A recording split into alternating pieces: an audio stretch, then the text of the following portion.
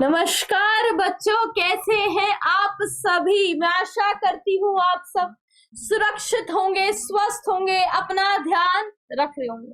हम हैं एग्जामपुर कलम से क्रांति और मैं आप सभी बच्चों का हार्दिक अभिनंदन करती हूँ, स्वागत करती हूँ। जल्दी से जल्दी आप सभी जुड़ जाइए कि क्लास का शुभ आरंभ हम कर दे। कल हम सेडेटिव, हम ड्रग्स कर रहे थे, ड्रग्स के सेडेटिव प्रकार के ड्रग पे हम पहुंचे थे, ठीक है। और हमने काफी सारे ड्रग्स किए थे, हेलुसिनोजन, ठीक है। और पॉपी प्लांट से हमें कौन सा ड्रग मिलता है, ठीक है, मॉर्फिन मिलता है। और हमने कैनबिस सटाइवस से देखा था कौन कौन से ड्रग्स मिलते हैं। इंपॉर्टेंट लेक्चर था कल का और आज ये टॉपिक हम खत्म कर देंगे, ठीक है। छोटा बच्चा है, आज इस टॉपिक को खत्म कर देंगे।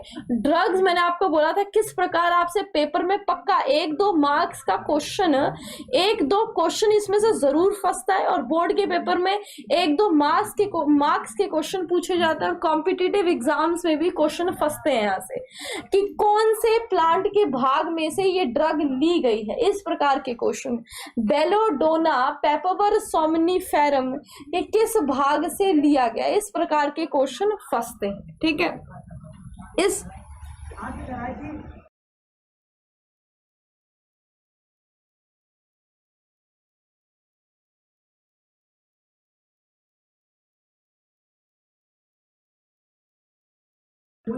चलिए ठीक है, ओके। तो इतनी बात हम कर चुके थे और ये हम एक बार दोबारा से देख लेते हैं। कल के रिवीजन आपको एक बार दिखा देती हूँ कि कल क्या क्या हुआ था, उसके बाद आप अच्छे से इसको कनेक्ट कर सकते हैं जो कल होंगे। हमने हेलुसिनोजन में ड्रग्स में देखा था कि हेलुसिनोजन कौन सी ड्रग्स होती है, ये सब चीजें की थी, जिसमें एलएसडी आती है। एलएसडी ये जो ड्रग्स होती है इसमें आपको मतलब मतलब आप जो नहीं होता वो भी देखते हो, वैसा फील करते हो, वैसा सोचते हो और वैसा आपको दिखाई देता है। जो नहीं भी होता वो भी आपको दिखाई देता है, हेलुसिनेशन बोला जाता है। ये बात हमने सारी की थी। एलएसडी किससे मिलता है, मैंने बोला था ये बहुत ही इंपॉर्टेंट क्वेश्चन है जो आपसे पूछा जाता है। लिजर्जिक एसिड डाइइथाइल एमाइड ये जो है ये क्लेविसेप्स परप्यूरा से मिलता है और क्लेविसेप्स परप्यूरा क्या है, आपका फंजाई है, क्या है, कवक है, याद रखिएगा क्या है, ये कवक होते हैं। क्लेविसेप्स परप्यूरा आर फंजाई कवक होते हैं जिनमें एलएसडी मिलती है, जो कि एक हेलुसिनोजेनिक ड्रग है जो हेलुसिनेशन करती है, याद रखिएगा, ठीक है। अब नेक्स्ट पॉइंट पे आ गए थे हम, ये वाला कि जो आपके हेलुसिनोजन है और ये जो ड्रग्स है आपकी हेलुसिनोजन, इनको बहुत सारे पर्पस से यूज किया जाता है। जैसे हमने दतूरा वगैरह किया था, शिवजी जी को पड़ता है, चढ़ता है, कल मैंने आपको बताया था। तो रिलीजियस पर्पस से भी हम इन ड्रग्स का प्रयोग करते हैं, मेडिसिन पर्पस से भी, रिलीजियस सेरेमनी से भी and rituals all over the world. मतलब हम इसको क्या बोलते हैं, धार्मिक पर्पस से भी यूज करते हैं इन सब ड्रग्स को, और मेडिसिन से तो हम यूज करते ही हैं, ठीक है। इतनी बात हम सारी बात ये कल कर चुके थे। अब हम सेडेटिव कर रहे थे कल। ये जो सेडेटिव ड्रग है, ये जो भी जिस बंदे को डिप्रेशन होता है तो उसके दिमाग को, उसके माइंड को काम करते हैं, क्या करते हैं, काम करते हैं, रिलैक्सेशन करते हैं। तो यही लिखा है, reduces excitement by depressing the CNS activity and lower the physiological और functional activity leading to drowsiness, sleep. Example कौन कौन से आपके ड्रग्स आएंगे, ठीक है। मतलब क्या क्या करता है, मतलब दिमाग को रिलैक्स करता है, शांत करता है, दिमाग को रिलैक्स और शांत, जिससे क्या आता है, नींद वगैरह आती है, क्या आता है, नींद वगैरह आती है, ठीक है। मतलब ये लिखा है ना, ड्राउजीनेस मतलब आलस वगैरह और स्लीप वगैरह आता है। इस बात को ध्यान रखिएगा। कौन सी ड्रग्स से, आपकी सेडेटिव ड्रग्स का काम ही यही होता है। नेक्स्ट आप पॉइंट पे आ जाइए। These drugs are normally used as medicine to help patient cope with mental illness like depression. जैसे मैंने आपको बताया, जिस व्यक्ति को डिप्रेशन वगैरह होता है, जब बहुत ज्यादा हाइपर हो जाते हैं वो लोग, जैसे आपने देखा होगा कि जो बहुत ज्यादा मेंटली डिस्टर्ब लोग होते हैं, बहुत ज्यादा जब हाइपर हो जाते हैं तो उनको मेडिसिन दी जाती है, उनको नींद लाने की। तो वो कौन सी ड्रग्स होती हैं? आपकी सेडेटिव ड्रग्स। कौन सी कैटेगरीज में आती है? सेडेटिव ड्रग्स की कैटेगरीज में आती है। कौन कौन से एग्जाम्पल आप पूछ सकते हैं? तो हमने देखा था पीछे अभी बारब्यूटेरेट, ठीक है, इसका एग्जाम्पल हमने देखा था बारब्यूटेरेट और बेंजोडाइजिपीन। तो आप इस दोनों एग्जाम्पल को अपनी कॉपी में स्टार लगा के लिख लेना, बारब्यूटेरेट और बेंजोडाइजिपाइन, ये दो ड्रग्स हैं जो आपकी सेडेटिव ड्रग्स हैं, ठीक है। तो इनका नाम याद रखिएगा।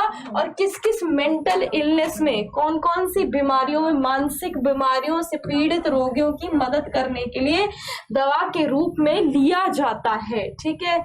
तो कौन कौन सी? डिप्रेशन वगैरह, इनसोम्निया, जब नींद नहीं आती है ना तो उसको इनसोम्निया बोलते हैं, are often abused by drug addicts, ठीक है। और जो ड्रग एडिक्ट्स होते हैं वो भी इनका प्रयोग करते हैं, ये भी आप ध्यान रखिएगा, ठीक है। चलिए सभी को गुड इवनिंग, राधे राधे, राम राम। कमलेश शर्मा, नए बच्चे हैं शायद, नए पहली बार क्लास में आए कमलेश शर्मा।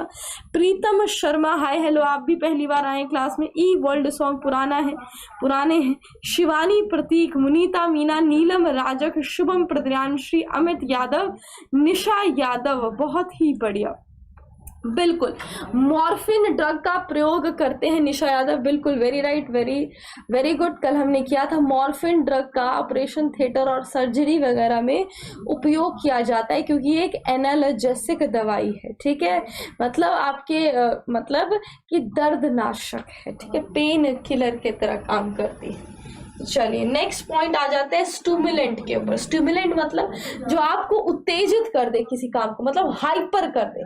आप बहुत स्लो डिप्रेस से, लेकिन आपको क्या कर दे? एक्टिवेट कर दे। जैसे मैंने आपको बताया था फिल्म स्टार वगैरह इतना काम करते हैं, इतनी शिफ्ट करते हैं, तो अब उसी नई ऊर्जा के साथ जब इन्होंने और काम करना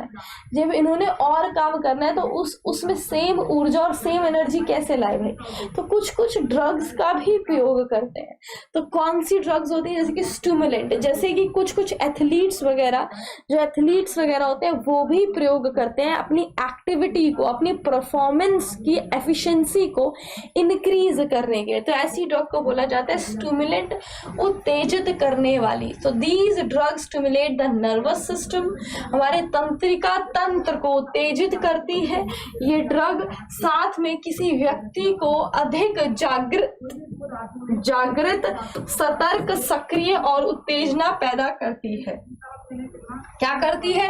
alert, active and cause excitement. कौन कौन सी ड्रग आती है? कोकेन वगैरह, जैसे जो कैफीन होता है, जैसे जो आप मतलब घर में तो नॉर्मली चाय वगैरह तो बनती है, तो बोला जाता है जब तक हम मतलब मदर वगैरह जो हमारी मम्मियाँ होती हैं वो बोलती है कि जब तक चाय नहीं मिलेगी मेरे से कोई काम होगा नहीं, दिन की शुरुआत नहीं होगी, क्योंकि चाय उनको एक एनर्जी, नई ऊर्जा देती है, क्योंकि उसमें कैफीन होता है।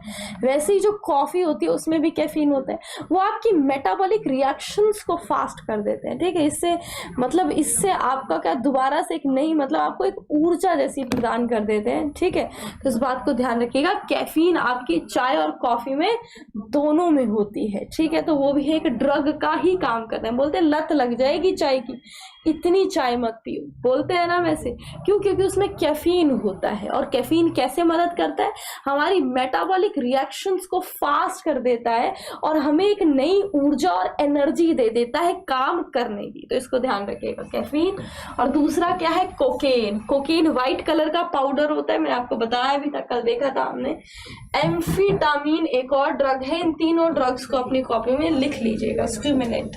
नेक्स्ट मूव करते हैं हम टोबैको एडिक्शन पे, जो आपकी तंबाकू की लत और टोबैको, ठीक है, tobacco has been used by human beings, जो टोबैको है, तंबाकू है, कब से यूज कर रहा है इंसान, कब से इसका उपयोग कर रहा है? 400 वर्ष, 400 ईयर से, 400 वर्षों से हम टोबैको और तंबाकू का प्रयोग कर रहे हैं। ये क्या है? इट इज स्मोक्ड, च्यूड और स्नफ्ड। हम टोबैको को च्यू भी कर सकते हैं, ठीक है, या तो स्मोक तो आप सभी को पता है, हम सिगरेट वगैरह पीते हैं तो हम सिगरेट मतलब उसको स्मोक भी कर सकते हैं, च्यू चबा भी सकते हैं, और स्नफ्ड मैंने आपको बताया था, पेपर की फोल्डिंग गोल गोल बना के पेपर पे रख के उसे सूंघते हैं, है ना, इस प्रकार इसको बोलते हैं स्नफ्ड, ठीक है। तो हम तंबाकू का इन तीनों तरीकों से उपयोग करते हैं।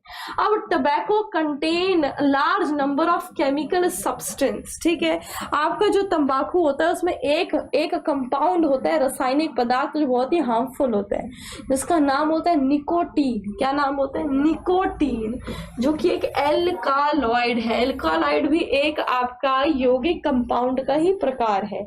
एल्कालॉइड एक प्रकार के कंपाउंड्स होते हैं, ठीक है, जिसका नाम आपका कौन सा केमिकल कंपाउंड होता है आपके टोबैको में? निकोटीन, याद रखिएगा। अब निकोटीन का इंपॉर्टेंट है और निकोटीन में से क्वेश्चन पूछे जाते हैं पेपर में, इसलिए जो अब हम बात करेंगे इस पेज में जो लिखा है ये इंपॉर्टेंट है आप सभी के लिए, तो नोट कर लेना, पॉइंट पॉइंट में लिख लेना कॉपी में, और इसको स्टार लगा के मार्क कर लेना। निकोटीन से क्वेश्चन पूछे जाते हैं। ये जो निकोटीन होता है ये स्टिमुलेट करता है आपकी एड्रीनल और अधिवृक्क ग्रंथि को। अधिवृक्क ग्रंथि को क्या करता है? स्टिमुलेट करता है, उत्तेजित करता है, और वहां से एड्रीनलिन की सिक्रीशन करवाता है। किसकी? To release adrenaline and non adrenaline. दो हार्मोन होते हैं, एक एड्रेनलिन होता है और नॉन एड्रेनलिन, तो उसकी सिक्रीशन करवाता है, उसका स्रावित करवाता है, फिर वो ब्लड में रिलीज होते हैं वो hormone into blood circulation, both of which increase the blood pressure and heart rate. तो आपका तंबाकू और टोबैको में जो निकोटीन केमिकल कंपाउंड होता है कैसे काम करता है? आपकी अधिवृक्क और एड्रीनल ग्लैंड को स्टिमुलेट करता है कि अब हार्मोन बनाओ, एड्रीनलिन और नॉन एड्रीनलिन। और ये कैसे काम करते हैं? ये आपकी ब्लड में जाके, आपको पता है कि आपकी अधिवृक्क ग्रंथि कई बार आपसे क्वेश्चन पूछता है कि कहां पर मदद करता है, तो आप बोलते हो रक्तचाप को बढ़ाने में, ब्लड प्रेशर को इंक्रीज करता है, साथ में हार्ट रेट को भी इंक्रीज करता है। याद रखिएगा, हाई बीपी, हाइपरटेंशन जिसे बोलते हैं, is the cause of heart attack. Heart attack और कार्डियक अरेस्ट का एक रीजन है हाई बीपी, ठीक है, ठीक है। Tobacco chewing is associated with the risk of oral cavity cancer. याद रखिएगा, तंबाकू जो चबाते हैं, ठीक है, कैंसर होता है। जो टोबैको की आप सिगरेट की डिब्बी लेते हो उसके पीछे एक आदमी का मुंह बना होता है, जैसे यहाँ से कैंसर जैसा मतलब निकला होता है, पूरा चेहरा यहाँ से ऐसे बाहर की तरफ निकला होता है ना। तो आप देखते हैं वो क्या है, वो कैंसर हो रखा है उस व्यक्ति को, ठीक है, इस बात को ध्यान रखिएगा। चलिए, smoking increases carbon monoxide content in blood and reducing the concentration of heme bound oxygen, so it causes the oxygen deficiency in body। क्या बोला है? जो आप स्मोक करते हो उसमें से आपका जो केमिकल जो गैस रिलीज होती है वो कार्बन मोनोऑक्साइड होती है, ठीक है। कौन सी गैस रिलीज होती है जब आप स्मोक करते हो? Carbon monoxide.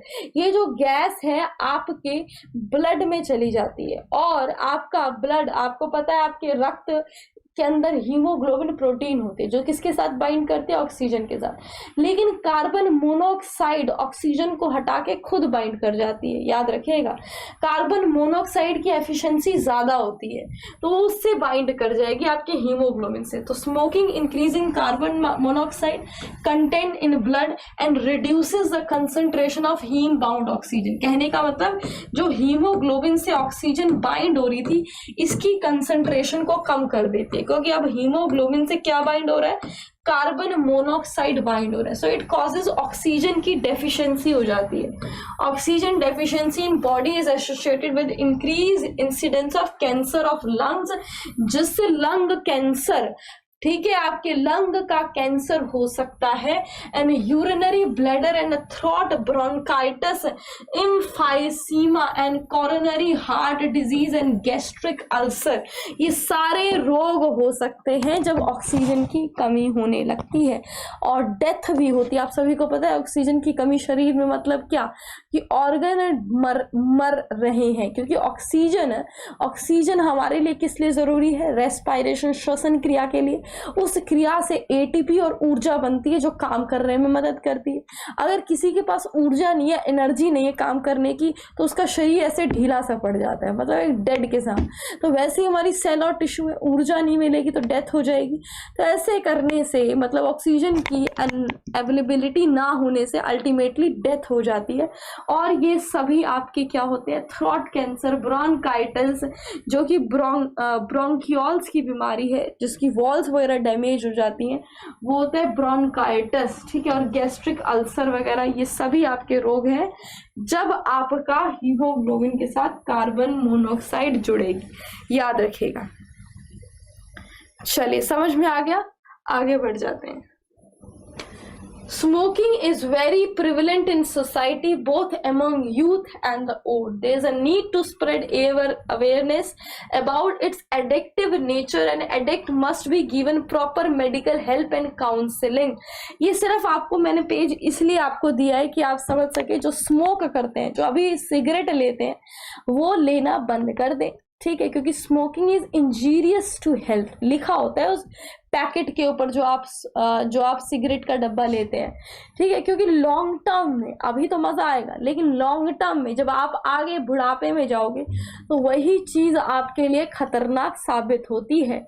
जो हम बोलते हैं कि बूढ़े लोगों को, हम अभी अगर हम हाल ही में सुने तो आप सभी सुन रहे हैं, आप रिलेट कर सकते हैं कि बुजुर्ग लोगों को कोरोना से बचाया जाए क्योंकि उनको लंग्स की दिक्कत होती है। क्योंकि पहले लोग पीते थे सिगरेट, तंबाकू और नशा वगैरह करते थे, जिसके कारण हमारी लंग्स वगैरह अफेक्ट होती हैं, हमारे फेफड़े ग्रसित होते हैं, जो वॉल्स होती हैं एल्वुलाई की वो डैमेज होने लगती हैं, ठीक है। स्मोक से ये धुआं जो है ना, स्मोक का जो धुआं है जब हमारे लंग्स में जाता है तो ये हमारे लंग्स की जो वॉल्स होती हैं, ब्रोंकी की वॉल्स होती हैं, एल्वुलाई कूपिका की जो वॉल्स परतें होती हैं, उनको खराब करता है, डैमेज और रिजिड कर देता है, जिसके कारण हमारी एल्वुलाई क्या करती है, हवा आती है तो फूलती है, स्पेस इंक्रीज करती है, और जब हवा बाहर जाती है तो सिकुड़ जाती है। जैसे हम सांस लेते हैं तो हमारी चेस्ट फूलती है, तो क्या फूल रहा है, एल्वुलाई हमें स्पेस देती है ऑक्सीजन को भरने के लिए।